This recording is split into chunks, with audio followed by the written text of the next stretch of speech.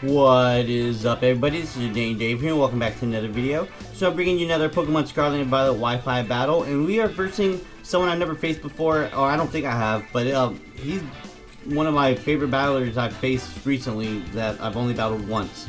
So yeah, I guess we were talking during this battle. That's what it felt like. But his name is Smeety. I hope I battle him again. I'm gonna try to get a little bit more involved in the Pokemon again because I've been busy the last week and a half. So I'm getting back in there. More videos are coming. This is probably my last post commentary, and then I'll start getting some regular live action ones going. He's got a threatening team. This is part 2 of that tournament, round 2 of that tournament from King Storm, where you saw Chestnut come through and single-handedly save the day from that Dragonite. Yeah, this is that tournament, round 2 versus Smeety. Great battler. He's got a scary team. I've got a scary team. It should be pretty goated. So get to it. Danger Day versus Yolanda, aka Smeety. So lead off with Glimmora, and every time I see a Glimmora lead, it says Focus Dash. It's going to like Mortal Spin, Stealth Rock. It's gonna do something. I led off with Goldango because I didn't want to get poisoned by anything. So I'm just gonna go straight and hit for the Make It Rain and just get some super effective damage on it. I am a little scared with his team, especially like Dragapult, super fast, super scary. Landorus, very bulky, can hit strong, set up Stealth Rocks, U-turns. Like, he has a lot of very scary Pokemon. And Make It Rain does a hefty amount, but it's not quite enough to take it out with that Focus Dash. He's holding tight. But I do get that special attack drop, which is another unfortunate thing, as well as the Earth Power. So right now, I'm not looking good. I know I got him down to 1 health, but he still has a chance to get Stealth Rocks up. I'm at low health. I'm thinking he might switch to preserve that Glimmora, because he might want to save it to get rocks off the field. Actually, I don't think that's the case. If he has Focus Dash, he would just go down to rocks. But I go into Hatterene, and usually when I go into Hatterene on something like this, I bounce back something that they throw at me, but this time they just threw me away. I had the Eject Pack, which on Showdown it was coming in handy a lot, but in this situation it did not really work out that well, except for another 3 switch into Goldango, which I am like overthinking like crazy right now. I'm pretty sure I just go for the Dazzling Gleam because it is a neutral attack. It hits everything kind of equally, and it's definitely going to take out this Glimmora. So right now, I know I took out the Glimmora, but so much has happened, and I feel like I'm off to a rocky start. And here comes this Landorus, which I am locked into Dazzling Gleam, so I can't really do anything to this Landorus. So I am gonna switch into Zapdos, because if I switch into Zapdos, I might switch into Hatterene. Because I want to switch into Hatterene because that's Stealth Rocks for sure. But I think I go into Zapdos because I'm banking on the U-turn. Nope, it's Hatterene. So Hatterene comes out. I'm not used to these post-coms. This battle was like a week ago. Or I think a little longer than a week ago. But anyways, he goes in to use Stone Edge, and I'm like, oh my gosh, where's the Stealth Rocks coming, man? Every time I see a Hatterene, I refuse to use Stealth Rocks unless I get rid of it. That might be what he's doing. So I don't know what to do. I kind of just think I sack off Hatterene, or I go into that Zapdos. Zapdos comes out at one point on this Landorus. Alright, yeah, I just sack off Hatterene. Hatterene goes down. Like, I had nothing for this thing right now.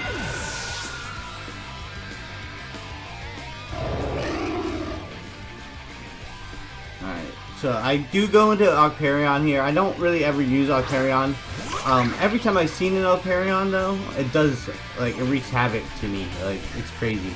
I thought about going straight for like a setup Swords Dance, but I didn't want to get too greedy, especially knowing that Dragapult was in the back. It's super fast and super powerful. It could definitely outspeed me. I would have to like play super smart right now if I wanted to get greedy in Swords Dance. Just going for attack is also a possibility, but just, you never know. So I'm going to switch out into Zapdos. I think he's going to switch. So I go into Zapdos, and I'm pretty sure they go for the U-turn. So they go for the U-turn, yes. So U-turn out, and I was hoping for a static. Doesn't happen, but I'm in a good position right now. Zapdos at full health. I didn't want to get too greedy with Alparion and start setting up, so this is a good play for me. And he goes into his Dragapult. And this Dragapult is a huge threat, man. Like, I have nothing really to take it out. Like, looking at my team, like, nothing wants to come in on anything this Dragapult has, except for maybe Hatterene, which is gone. And even Hatterene is scared of all of his ghost attacks. So I do the next best thing. I go for the T-Wave and hope I hit. Goes for the Draco, it does so much. But he does get that special attack drop. And it's got, looks like he got Life Orb, so I'm pretty solid because I get that Thunder Wave. And that Thunder Wave is crucial. Like, it was crucial. So, he has a special attack drop. He's Thunder Wave. I should be able to roost off here and get some health back safely.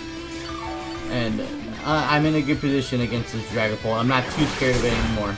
It does go for the Dragapult, Dragon Darts. So I know now this Dragapult is mixed. Does get a crit on that one of the Dragon Darts. So kind of a little annoying here. I'm using Roost to get back what I lost in that crit, but right now I'm not too scared of this Dragapult. He does burn me. It's also a little residual damage on Zapdos kind of sucks, but if anyone's gonna get burned, I'd rather it be Zapdos than some of my heavy physical hitters. Alright, so like a lot of stuff's going on. I'm burned, he's paralyzed. I'm just gonna go for a Hurricane. I feel like I can hit it powerful, it's neutral, and it's as if I hit. If I miss, I don't really think this Dragapult can do much to me with that special attack drop.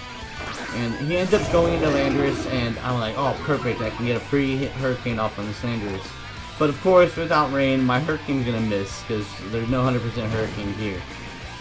And I know he's not gonna Stone Edge, because, like, that's like the obvious play. He knows I can't hit him with any electric attacks. He's gonna think I'm gonna switch.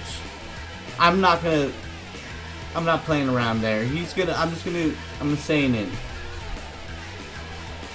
And since I'm staying in, it's risky play because he could just Stone Edge me and take me out. But he goes for the Stealth Rock. He thinks I'm gonna switch or whatever. He doesn't feel like going for the Stone Edge, which was a perfect play on my part because I was able to get a Hurricane on him, and that Hurricane damage was huge because this puts this Landorus, because Landorus doesn't really have full form of recovery at all unless you have leftovers.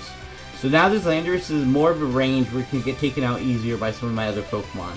Which by far, right now I'm about to switch out Garchomp, because now he's probably going to use Stone Edge. And Garchomp can come in here, eat the Stone Edge, and hit back hard or something, and potentially take it out with that range from the Hurricane hit. I got lucky Hurricane hit though, because Hurricane could have missed again. So that Stone Edge does come, just like I predicted. I do take that very well, and I'm thinking I kind of want to get greedy here. I could go for the Scale Shot, but I'm at a point where Garchomp needs to just start doing damage. So I go for the Sword Dance, thinking he might switch. Maybe go for a U-turn. He does go for Earthquake, and that is like crazy because that almost takes me out. I got a little scared there, but this puts me at +2, and I'm just gonna go for the Scale Shot now. And this is gonna put me at +1 speed and +2 attack. And this is golden, man.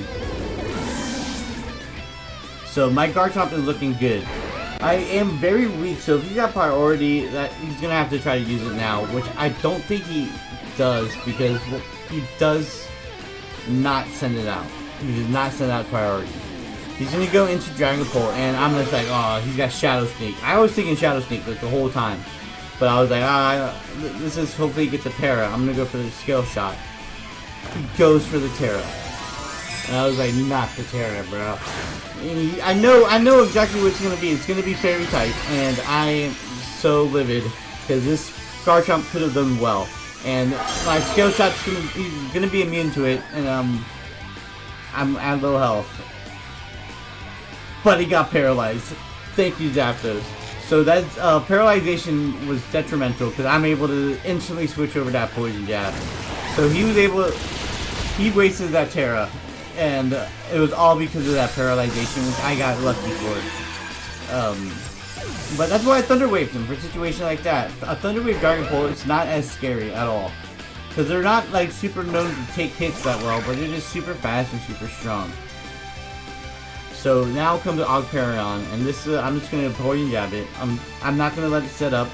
If it's faster than me, faster than me. If it's not, because I got Scale Shot, and poison jab's gonna do the trick, and it takes out Ogperion.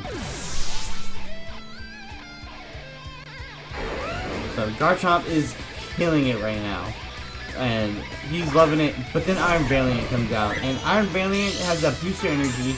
He's gonna get a speed boost, and if you look at the speeds, I know I have a speed boost as well, but Garchomp's speed is still slightly slower than Iron Valiant's. I have a base speed of 102. He got a base speed of 116. We both have speed boost. Just do the math right there. Iron Valiant's gonna outspeed me.